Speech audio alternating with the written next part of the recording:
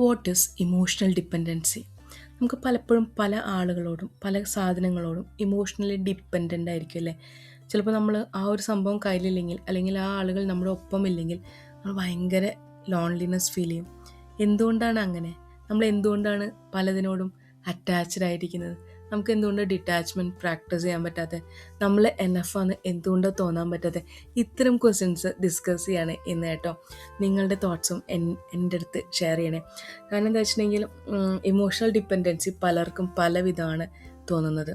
ഒരാളുടെ അല്ല മറ്റൊരാളുടെ കാഴ്ചപ്പാട് എപ്പോഴും അങ്ങനെ തന്നെയല്ലേ. ഇമോഷണലി നമ്മൾ ഡിപ്പെൻഡൻ്റ് ആവണോ ഇൻഡിപെൻഡൻ്റ് ആവണോ?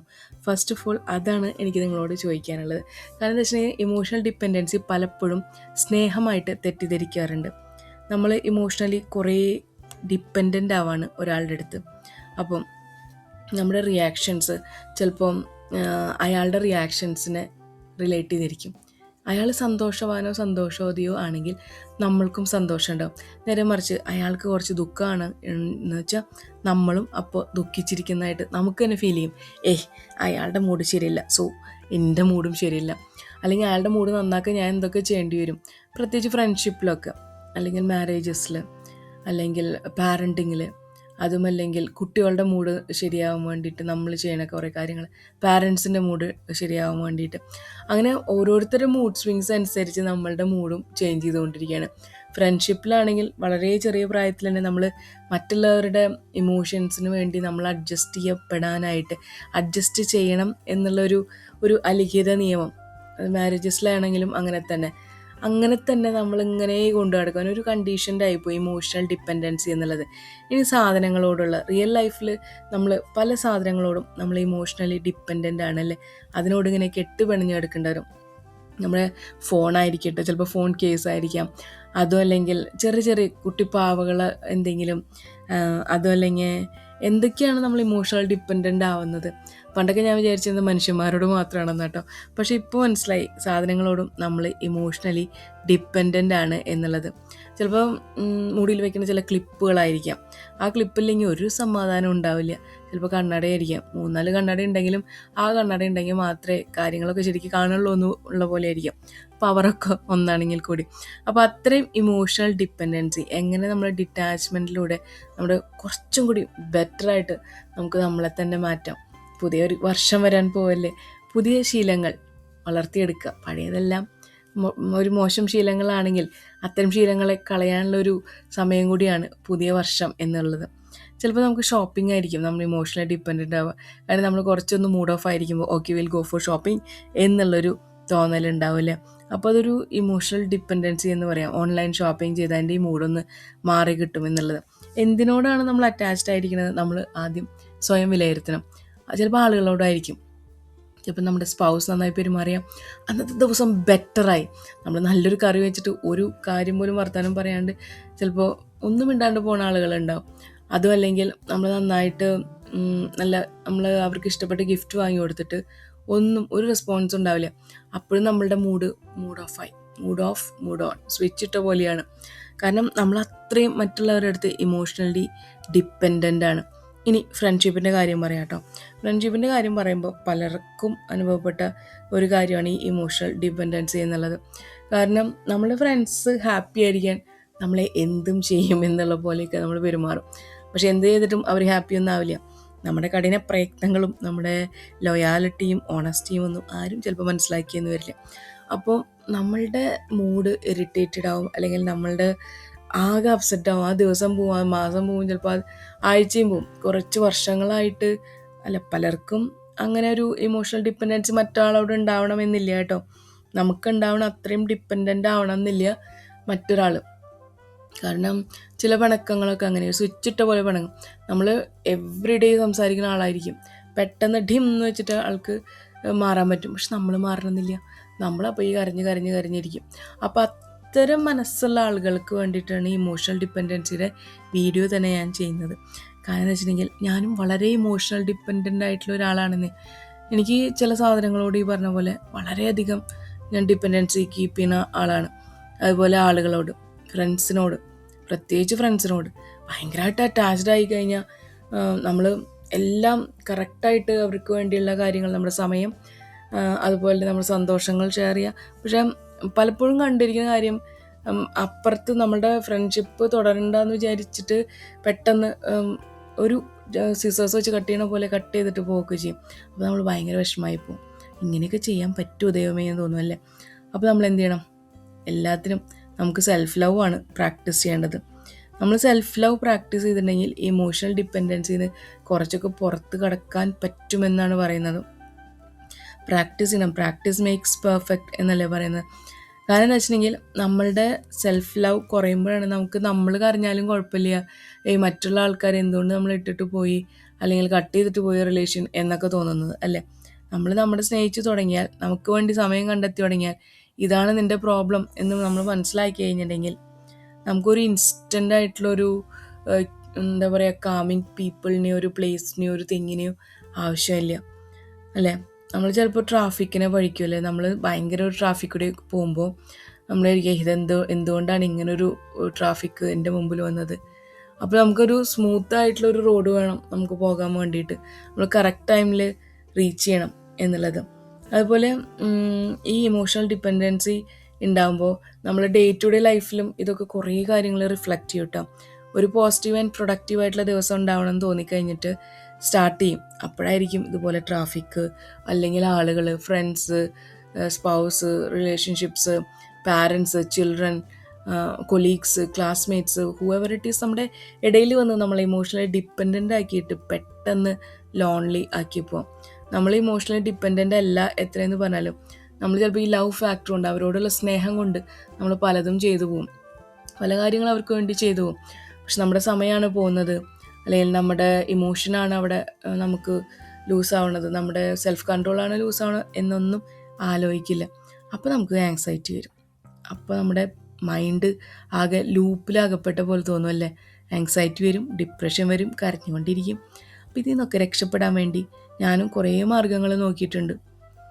നമ്മൾ ചിലപ്പോൾ വിചാരിക്കുന്ന ചില സത്യങ്ങളുണ്ട് കേട്ടോ. ഇപ്പോൾ മാരേജിലാണെന്ന് വിചാരിച്ചിട്ടുണ്ടെങ്കിൽ ഒരാളുടെ മൂഡാണ് ആ ഒരു വീടിൻ്റെ തന്നെ എൻറ്റയർ പീസ് ഓഫ് മൈൻഡിന് നമ്മളെ ഡിപ്പെൻഡ് ചെയ്തിരിക്കുന്ന വിചാരിക്കും. സത്യം പറഞ്ഞാൽ marriage is a partnership, not a emotional hostage taking എന്ന് പറയും.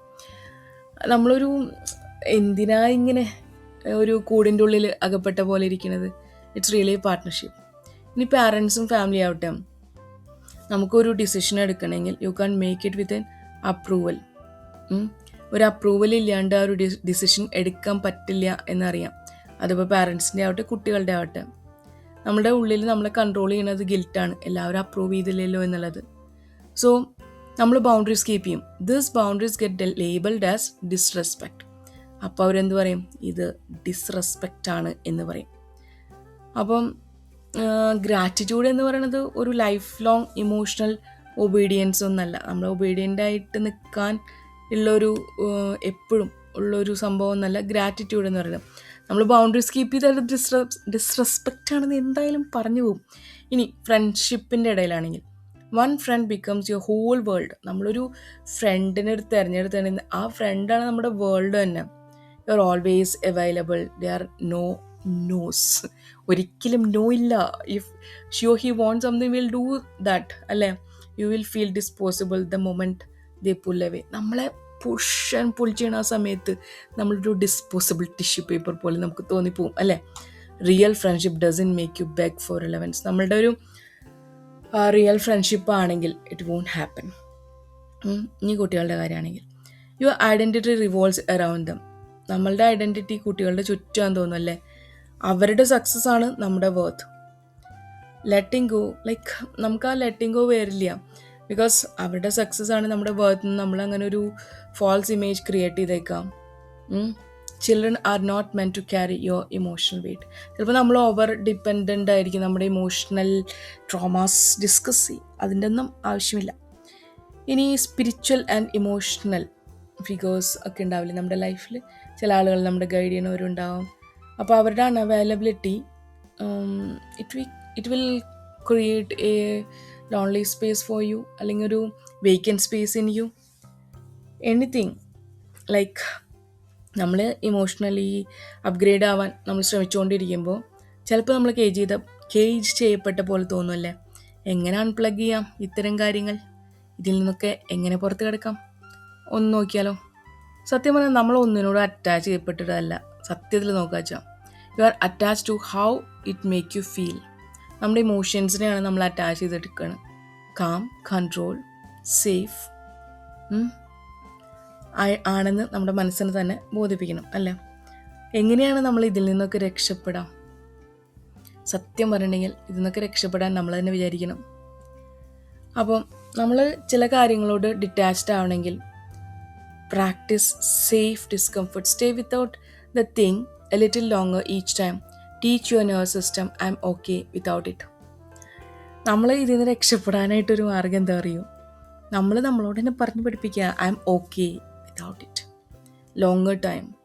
എനിക്കെപ്പോഴും ഫ്രണ്ട്സായിട്ട് ഡിറ്റാച്ച്ഡ് ആകുമ്പോൾ I feel very very very sad. I cannot control myself. Reduce quantity, not comfort. You don't need zero objects. You need fewer emotional anchors. നമ്മൾ anchoring ചെയ്തുകൊണ്ടിരിക്കുകയാണ് ഓരോ ഒബ്ജക്റ്റുമിലും. അവിടെ നിന്ന് നമ്മൾ ഡിറ്റാച്ച്ഡ് ആവണം എന്ന് നമ്മൾ സ്വയം വിചാരിക്കണം. അതിന് കുറേ സെൽഫ് ലവ് പ്രാക്ടീസുകൾ ഉണ്ട് നമുക്ക് സ്വയം മാറാനുള്ളത്. എല്ലാത്തിനും ഡിറ്റാച്ച് ചെയ്ത് മാറിപ്പോണം എന്നല്ല കേട്ടോ. ചില ബ്രീത്തിങ് എക്സസൈസുകൾ ചെയ്യുക, വാക്കിങ് ചെയ്യാം, പിന്നെ ജസ്റ്റ് സ്ട്രെച്ച് ചെയ്യുക. മൂഡ് സ്വിങ്സ് ഉണ്ടാകുമ്പോൾ സ്ട്രെച്ച് ചെയ്യാം. പിന്നെ നമ്മൾ എന്താ അപ്പം തോന്നുന്നത് എഴുതി വയ്ക്കുക. Train your body not just mind.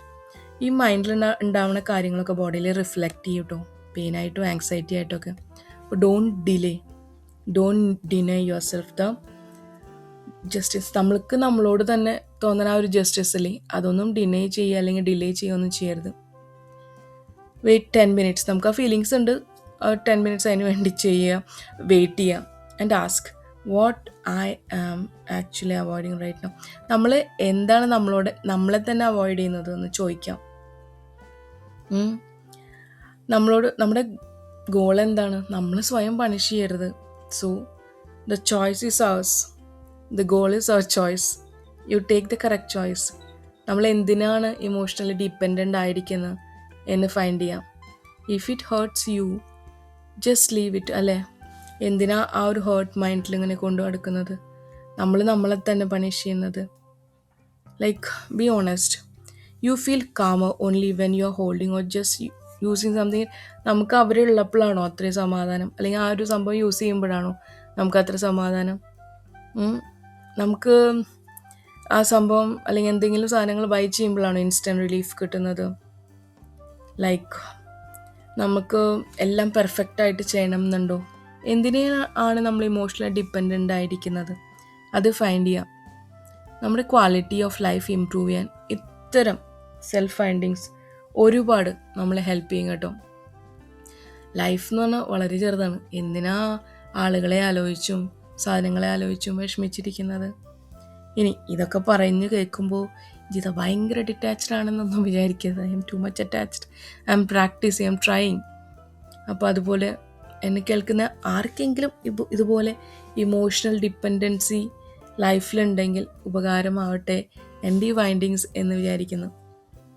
നമ്മളെ ആങ്സൈറ്റി ഹിറ്റ് ചെയ്യുമ്പോൾ just don't ask why are they doing this to me എന്ന് ചോദിക്കണ്ട. Why I am abandoning myself. ഞാൻ എന്തുകൊണ്ടാണ് എല്ലാത്തിൽ നിന്നും ഡിറ്റാച്ച്ഡായി ഞാൻ വിഷമിച്ചുകൊണ്ടിരിക്കുന്നത്? ഇത് കംഫർട്ടബിൾ അല്ല എനിക്ക്.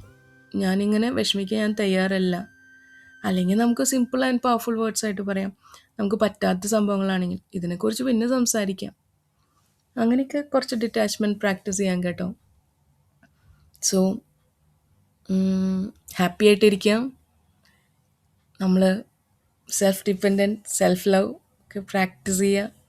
Be happy always. Thank you for listening to me, Jita.